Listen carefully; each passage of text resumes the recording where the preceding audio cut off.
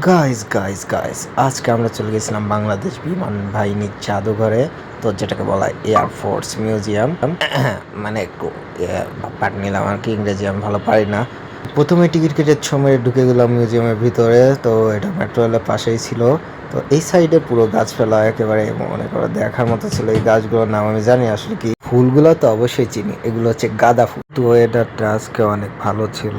তো এই ওয়েদারের কারণে ওই সূর্যটা বেশি ঢক দিচ্ছিল, যাকে বলে আর কি তাপ। তো তাপে কোনো সমস্যা নেই। আমি মূলত যেটা দেখতে আসছি যে বিমান আকাশ দিয়ে উড়ে যাবে, কিন্তু বিমানের দিক উপরের দিক না তাকিয়ে কাছ থেকে নিজে আরামসে ভালোভাবে দেখা যায়। আরামসে দেখতে যেতে সাথে দেখলাম কুমিরও আছে, হা করে রয়েছে। আমিও ওটা হা করলাম, দেখলাম যে একটা কুত্তা পাশ দিয়ে হেঁটে বেড়াচ্ছে।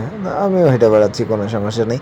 বাট ছবিগুলো আসলে জোস জোস আসছে। বাট এই সাইডে একটু বেশি মানুষজন ছিল, তো আমি একটু হাঁটাহাঁটি করতে করতে একটু কুল জায়গায় চলে গেলাম, শান্ত জায়গায়, যেখানে একদম লাইন দিয়ে প্লেনগুলো ছিল। প্লেন না বলি, বিমান বলি আমি। এইগুলোকে মূলত আমরা যুদ্ধ বিমান অথবা জেট বিমান বলে চিনি, যেগুলো যুদ্ধের কাজে ব্যবহৃত হয়। এরপরে আসি সব থেকে বড় হেলিকপ্টারের কাছে, যেটা কাছ থেকে এতটা বড়। আর এইখানে একটা যন্ত্র ছিল যেটা মনে হয় দূর থেকে কোনো কিছু দেখার জন্য ব্যবহৃত হয়।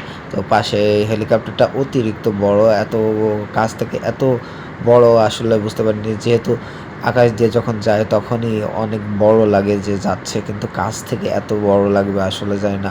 আমি মিউজিয়ামে যখন ঢোকার সময় দেখছিলাম মনে হচ্ছিল এগুলো সব রিয়েল না, বাট আমি ঢোকার পরই এদের কাছে যখন গেছি তখন যে দেখলাম সব যন্ত্র সব অরিজিনাল একদম।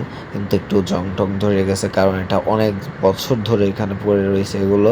আমরা এখান থেকে কিছু শিখতে পারি, জানতে পারি এবং বুঝতে পারি জন্য এখানে এগুলো আসলে রাখা। এখানে দেখলাম কিছু মিসাইল রাখা আছে।